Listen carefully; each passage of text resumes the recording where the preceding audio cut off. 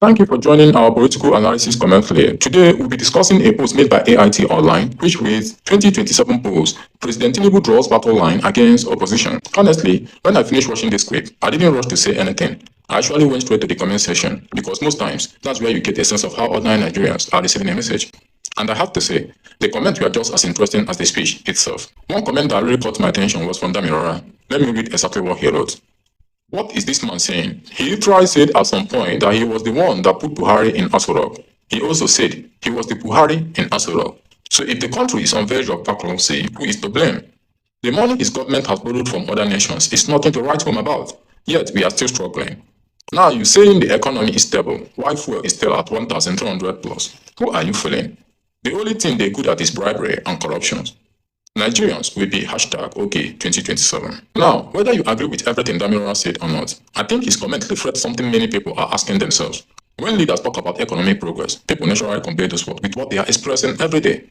If someone still struggles to buy food, if transport is still taking a big chunk of their income, if learning a small business is becoming more expensive, it's understandable that they may ask, where is the recovery? That doesn't automatically mean the economy isn't improving in some areas. It simply shows that many citizens just progress by what they experience in their daily lives. Then I came across another comment from Bishop Okechukwu. He wrote, "It's indeed a pity. I weep for this great country of wonderful people with very bad leadership. One day we shall get it right, either as one country or divided nation." When I read that, I didn't see a policy argument. I saw emotion. I saw disappointment. I saw someone expressing concern about the country's direction. Whether or not everyone shares that opinion, it reminds us that political discussions are often about people's hopes and frustrations, not just government policies. Then I saw what Nelson wrote. He didn't draw battle line against terrorists. He's only drawing battle line against opposition because he knew INEC and judiciary are in his pocket. But God that did it for Nigeria during Abacha is still at work. This comment raises concern about priorities and public institutions. These are serious issues. Another comment that made me pause came from Mr. Gowon. He said, "You write an exam and score your scripts all by yourself. The economy has recovered indeed." Comedy. I smiled when I read it because it's clearly written with sarcasm. But behind the sarcasm is a question many governments around the world face.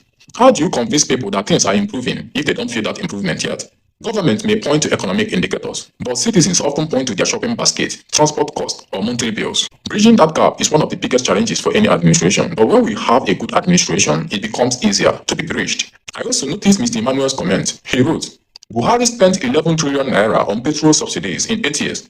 In 2024 alone, Tinubu has spent 7.13 trillion naira and an overall cumulative total reaching 17.5 trillion naira in outstanding claims, and fuel is over 1,300 naira. The only difference is that subsidy has been renamed Energy Security Expenses." Comments like this show why transparency matters. Public spending, subsidy reforms, and energy policy are complex issues, and citizens naturally want clear explanation of how these decisions affect both government finances and their own cost of living. Finally, I read what Christopher Matthew wrote. "Learn to defend yourselves from terrorists. This man is not willing to tackle them. Just hear what he says. And he is not going to lose election 2027. Defend your community. Don't allow Fulani to take over."